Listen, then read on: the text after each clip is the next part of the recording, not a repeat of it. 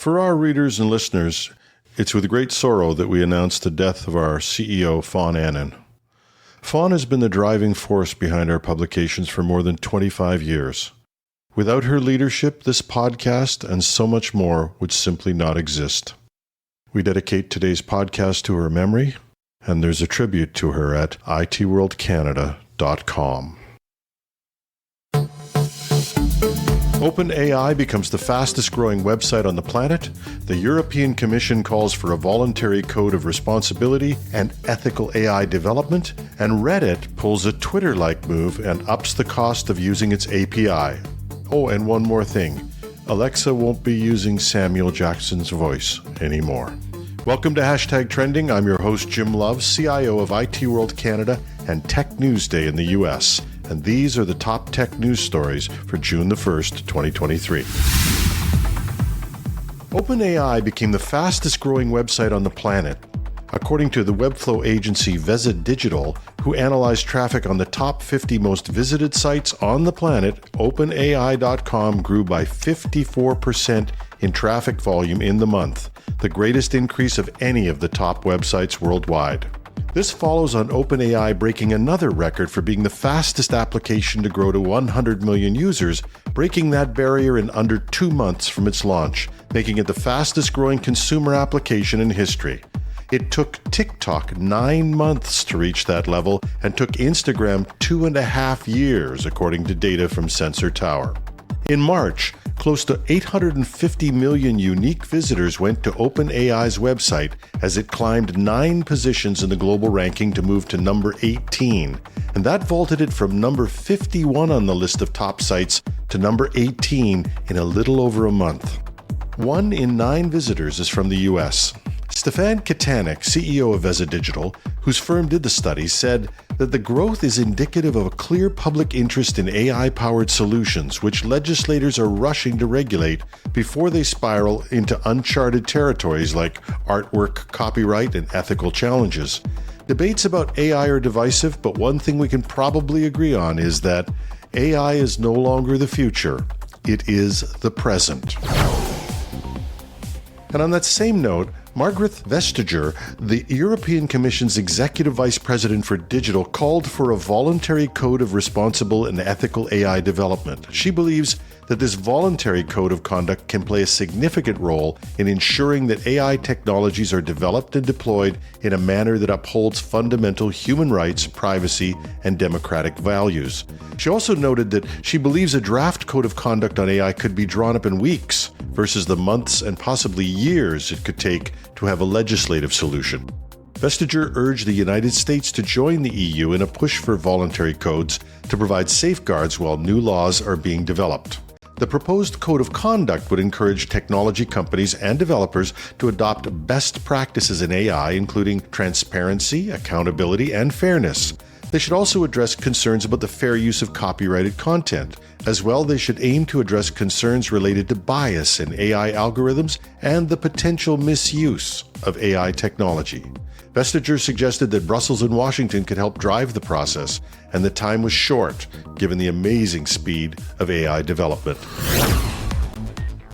Abandoned Salesforce sites and communities in Salesforce Experience Cloud are posing a new cybersecurity risk, according to a security firm, Varonis, who called these abandoned, unprotected, and unmonitored instances ghost sites. When these sites are no longer in use, they can be abandoned, but not properly deactivated. As a result, they aren't monitored, tested, or updated to protect against vulnerabilities. Varonis claims that they have found abandoned sites still fetching new data, making them vulnerable to attackers. These sites may have convincing layouts, content, and even valid SSL certificates, which can fool unsuspecting users into thinking they're visiting a safe and trustworthy platform. The researchers stated the exposed data is not restricted to only old data from when the site was in use. It also includes new records that were shared with the guest user due to sharing configuration in their Salesforce environment. Organizations are encouraged to keep track of all their Salesforce sites and manage not only their user permissions, but deactivate sites that are no longer in use. Researchers for Akamai's Security Intelligence Unit have been tracking botnet activity and found that successful DDoS, spam, or other cyber attacks can be done with very little knowledge. Botnets can be utilized for a range of malicious activities, including launching distributed denial of service attacks, spreading malware, conducting credential stuffing attacks, and engaging in fraudulent activities. These threats pose significant risks to businesses, individuals, and even to critical infrastructure. At one time, it took some degree of skill to develop these malicious tools, but the growth of botnets for hire has lowered the barriers to entry, allowing even those with little technical sophistication to do real damage.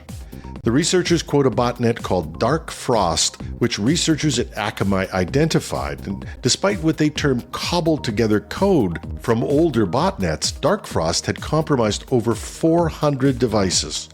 Dark Frost uses code from the now infamous Mirai botnet. The author of the Mirai put the source code out for the world to see, and it has encouraged a trend of malware authors doing the same thing. Looking at social media and Reddit, the researchers felt that they identified the actor behind this bot, likely a person in their early 20s who claims to have been a developer for a couple of years. While this is probably a single person living in the US, they likely interact with a small group to share code. The authors of Dark Frost appear to be selling their services, but also looking for recognition, or as one of the researchers said, it's fame seeking money, seeking fame. Researchers said that security companies and companies in general should start recognizing these threats in their infancy instead of trying to stop them down the road when they're even a bigger problem. The emergence of top-level domains dedicated to AI, such as .ai, has provided businesses with new opportunities to establish a distinct online presence and try and catch the wave of interest in artificial intelligence. AI domains hope to showcase or brand the company as an innovator, attracting both customers and investors looking for AI solutions. This has led to an explosion in the number of AI domains. Registrations are up over 150% in the past year versus a 27% increase in .com domains over the same period, according to Domain Name Stat.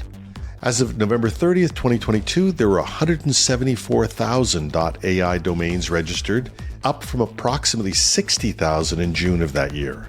Undoubtedly, with the explosive growth of ChatGPT, the growth in number of domains will have increased to an even greater number this year. But if you need to find a new AI domain, you're in luck. There are new AI apps that will help you find a domain and even register it, and even find the best cost before they're all gone. Reddit has announced that it will follow Twitter's lead and will start charging for use of its API services. The platform is reportedly asking for fees at levels that might shut down a number of popular third-party clients, according to an article in 9to5Mac. While Reddit has assured the app developers that its fees would be reasonable and based in reality, and they would not operate like Twitter, popular app developers have vastly different ideas of what is reasonable or based in reality. Reddit told indie developer Christian Selig that the cost would be $12,000 per month for 50 million requests. But that would mean Selig's app Apollo, one of the most popular Reddit clients, which made 7 billion requests last month, would be charged about $1.7 million a month or $20 million a year for access to the Reddit API. While it's not what Selig referred to as the obscene charges from Twitter of $42,000 per 50 million calls, it's still out of the reach of indie developers. In terms of the average usage per subscriber, the cost would be double what the developer feels they are able to charge in terms of subscription fees, meaning they would lose money on every subscriber. In comparison, Selig pays another platform about $166 for the same 50 million API calls. While Selig says that Reddit has been communicative and civil, he doesn't see the pricing as affordable. And while he hasn't given up on Apollo, he does note that it will take some thinking, noting that he doesn't have that type of money and wouldn't know even how to charge it to a credit card. While companies like Reddit and Twitter have a right to make money and recover their costs, Selig estimates that Reddit's charges are perhaps 20 times their costs. So those increases may be an attempt to enhance the bottom line, but it's more likely that they will just kill the innovative development of these indie developers. which is ironic given that the official Reddit app came from the purchase of a popular third-party Reddit client called Alien Blue. In a rather surprising development, Amazon has decided to discontinue its Celebrity Voices feature for Alexa, as reported by The Verge. The feature, which allowed users to have their virtual assistant interact with them using the voices of famous personalities, brought a touch of novelty and entertainment to the smart speaker experience. For a limited time, Amazon offered the option to have celebrities like Samuel L. Jackson, Melissa McCarthy, or even legendary chef Gordon Ramsay lend their voices to Alexa, providing a fun twist to daily interactions. However, the availability of these celebrity voices will soon come to an end. While the decision to discontinue this feature might disappoint some users who have enjoyed the novelty, it may be driven by fees for licensing agreements and other costs associated with maintaining these celebrity voice recordings. Alexa is reported to be unprofitable, and Amazon is struggling to find ways to make the service profitable. And there are rumors as well that Amazon is developing its own generative AI to make Alexa more intelligent and responsive, hoping that that might lead to opportunities for greater profitability. So, if you've ever asked Samuel L. Jackson to set a reminder or tell you the weather report, the good news is Jackson is back headlining a new Marvel movie called Secret Invasion. You can download the trailer to get your fix of the sound of fury. That's the top tech news for today. We go to air with a daily newscast 5 days a week and a special weekend edition with an expert on topics relevant to today's tech news. Follow #trending on Google, Apple, Spotify, or wherever you get your podcasts. You can even get us on your Alexa or Google smart speaker, but I don't sound like Samuel L. Jackson. You can find us on YouTube, but on YouTube we're called Tech News Day. We love your comments. You can find me on LinkedIn, Twitter, or on Mastodon as @TheRealJimLove at our Mastodon site, technews.social. Or if that's too much, just leave a comment under the text version at itworldcanada.com/podcasts, where you can find all the links in those text versions and to the trailer of the Fury movie. I'm your host, Jim Love. Have a thrilling Thursday.